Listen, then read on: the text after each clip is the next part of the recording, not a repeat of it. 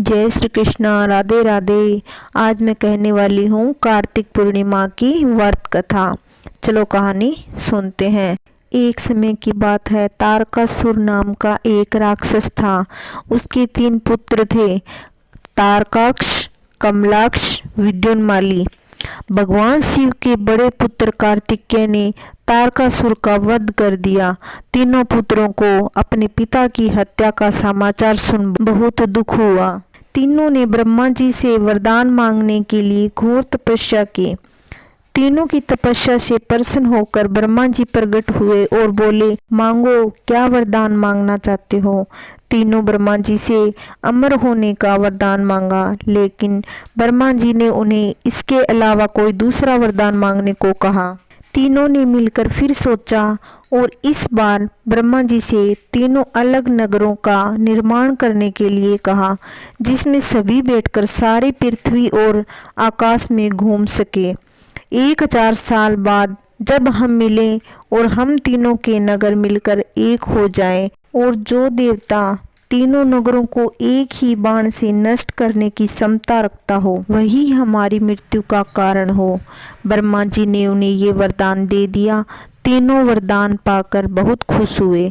ब्रह्मा जी के कहने पर मय दानव ने उनके लिए 3 नगरों का निर्माण किया। तारकाक्ष के लिए सोने का, कमलाक्ष के लिए चांदी का और विद्युन्माली के लिए लोहे का नगर बनवाया गया।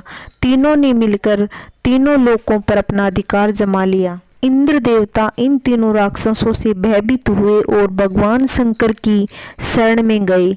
इंद्र की बात सुन भगवान शिव ने इन दानवों का नाश करने के लिए एक दिव्य रथ का निर्माण किया।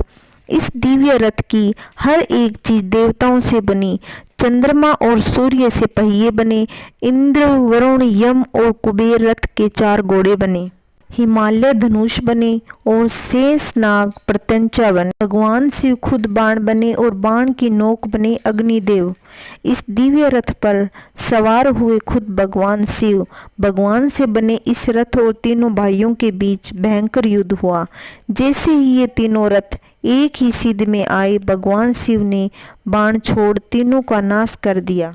इस वध के बाद भगवान शिव को त्रिपुरारी कहा जाने लगा।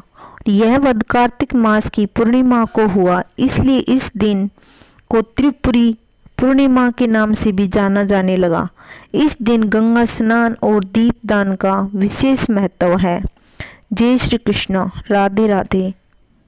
अगर मेरी कहानी आपको अच्छी लगती हो तो प्लीज़ चैनल को सब्सक्राइब ज़रूर करना और लाइक करना और कमेंट करके बताना कहानी आपको कैसी लगती है।